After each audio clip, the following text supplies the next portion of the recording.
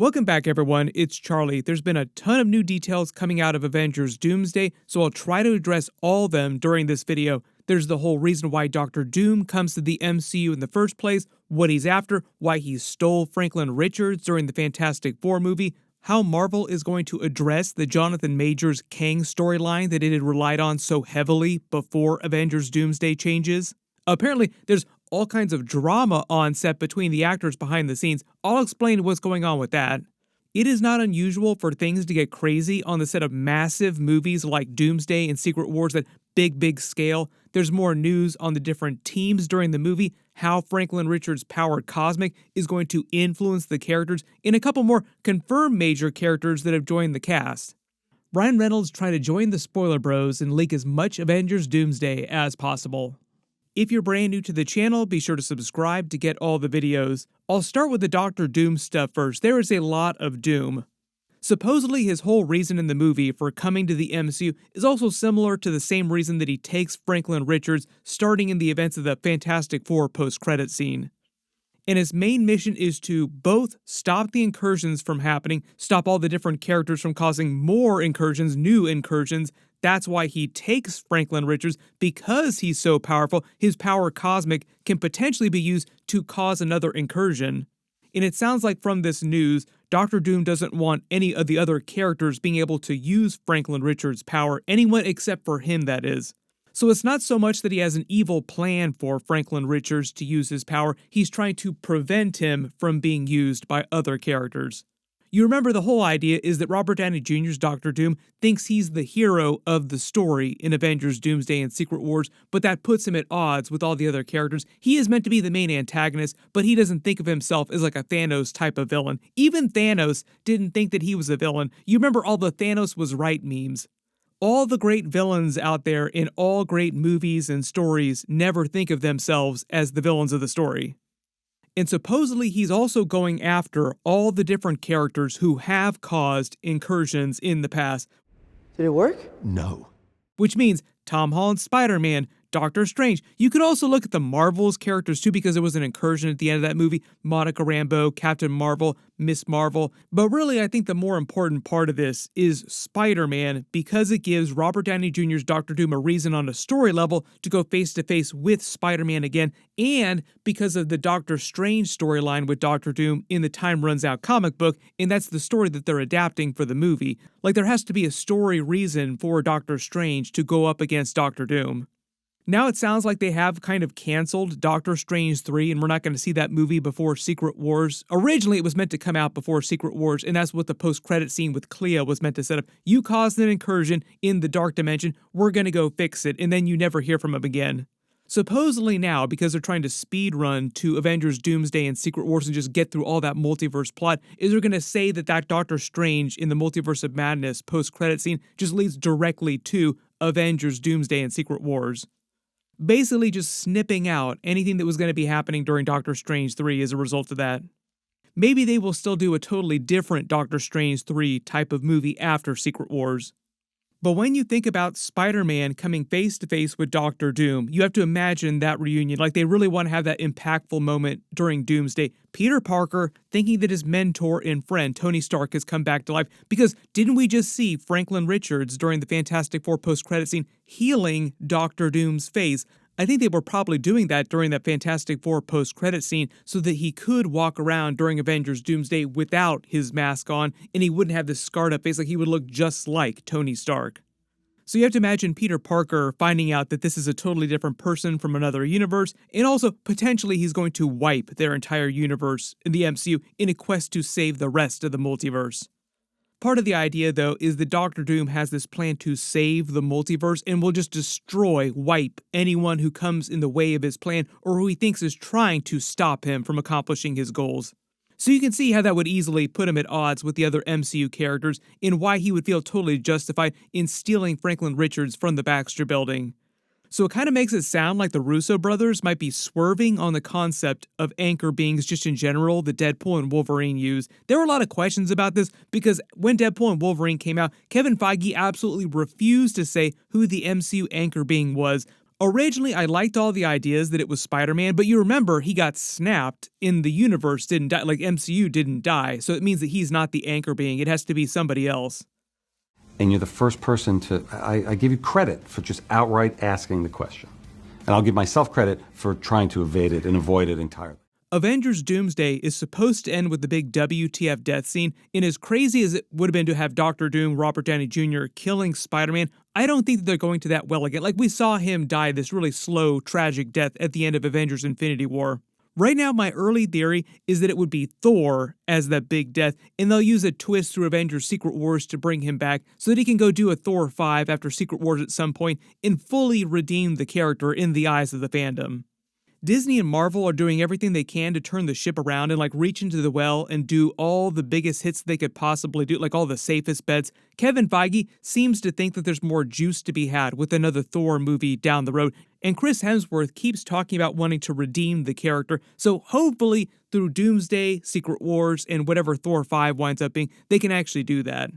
Speaking of Thor, reportedly God Loki will also have his own team during Avengers Doomsday. Tom Hiddleston was featured during Chair Watch, so he was confirmed to be part of the movie, but the question was, if he controls the multiverse sitting in that higher dimension, why does he allow the incursions to happen if he's that powerful?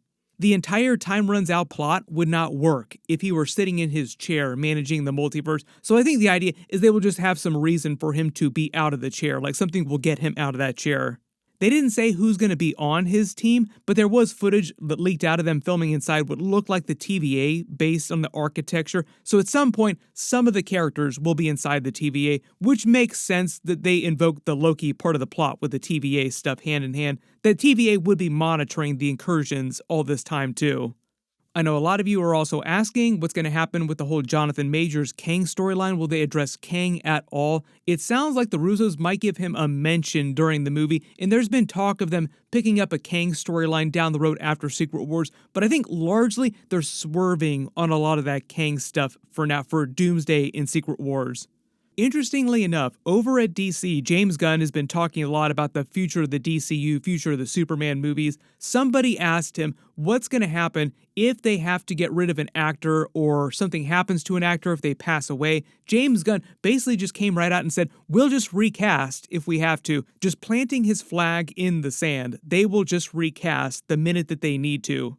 Right after Disney and Marvel fired Jonathan Majors, there was talk about them recasting Kang, so there's been lots of reports about actors who have recently joined the Marvel movies like Avengers Doomsday and Spider-Man Brand New Day possibly being versions of Kang, but I don't think that that's the case.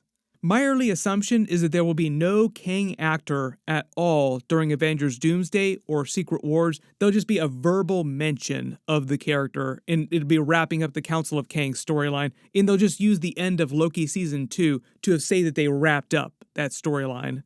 With reports on the variants of He Who Remains, I guess one of them caused a little bit of a ruckus on 616 Adjacent Realm, but they handled it, so we're all good for now. So it was this line basically where they said the TVA had started going after all the different Kangs in the multiverse. At the time, it was after they had fired Jonathan Majors, so it was them giving themselves a backdoor to explain away any future Kang storyline that they didn't want to deal with anymore. And if Doctor Doom's whole thing is going to be going after people who started the incursions, that's the Council of Kangs, they could just say at the beginning of the movie, he's already killed the Council of Kangs, like Thanos wiped most of the Asgardians at the beginning of Infinity War. Moving on to more Franklin Richards and Power Cosmic Fantastic Four stuff, Vanessa Kirby also revealed the movie will address the aftermath of her dying, Sue Storm dying during that movie, then being brought back to life with the Power Cosmic. You can see it in her eyes when Franklin uses his power on her, like the stars in her eyes. She said, I've been listening to a lot of people that have had those kind of experiences, death experiences, in what they learn, and therefore how different they are after they come back from that. She's basically saying that she's talked to people who have medically been declared dead and then resuscitated and brought back to life. What happened? What did they experience? What do they remember from when they were dead? How did the experience fundamentally change them? I think this will probably manifest in the form of her hallucinating things. Like, did she experience everything in totality because of the Power Cosmic for a brief hot second? Like, did she see everything, the entire multiverse for a second? You have to imagine all that cosmic energy flowing through her will just fundamentally change it, like just cause her to remember things, see things in a way that she's never seen before for a brief second, and then maybe we'll just have flashes of those memory across Doomsday. Usually something like that is just a blanket excuse for a movie to have a character just experience all kinds of really trippy things. When it comes to that report about all the drama behind the scenes between actors, reportedly it was between Robert Downey Jr. and an unnamed, mystery major actor who he'd never filmed scenes with before.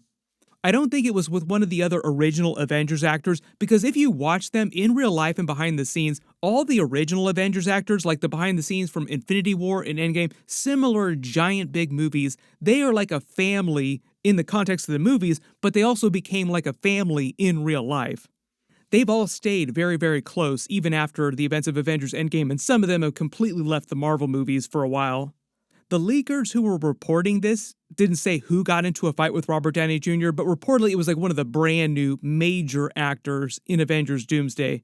They were not used to Robert Downey Jr.'s process in scenes. There was some line that was crossed, and the other mystery actor wasn't cool with it, blew their stack, and it created a whole lot of tension.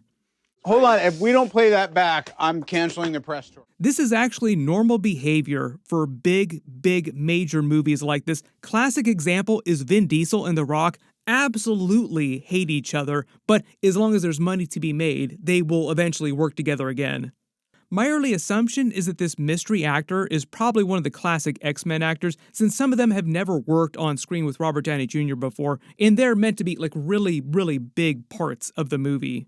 Whatever the beef was behind the scenes between them is probably water under the bridge. I wouldn't be surprised if somebody on the set of those movies blew their stack every single day. That's how big things are, how much pressure there is. There was also a report of Robert Downey Jr. ordering reshoots of his Doctor Doom scenes, causing a couple more weeks delay because they had to completely reshoot a bunch of material with him in it. But I'm totally fine with whatever delays that he wants to cause if it makes the movie better. That's the whole idea, is no matter how weird it gets behind the scenes, as long as they wind up with a much better movie, doesn't really matter how they do it. There was a bunch of Spider-Man Brand New Day news that just came out about Travis Tillman, Florence Pugh joining the movie, and other things that are happening during the film, like Venom-related things. I'll try to do a video for that at some point soon. There's just a lot happening right now. You remember that movie is meant to take place before Avengers Doomsday begins, so it'll be some point during that 4-month time gap between the end of the Thunderbolts movie and the beginning of the Thunderbolts post-credit scene, which is meant to be the beginning of Avengers Doomsday. So we're talking like new Avengers era Yelena in the movie. What does Yelena want with Spider-Man?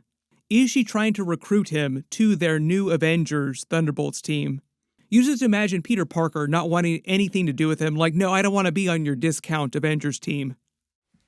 But because it seems like there's news about Avengers Doomsday coming out every single day, if there's anything that I didn't address in this video or any questions you have about the movie, just write it in the comments below and I'll add them to my future bonus videos. Herbie here tells me that Marvel probably isn't going to do an exact repeat of the Chair Watch video, but we might get some Chair Watch-like type of video where they reveal more actors that are in the movie later this year.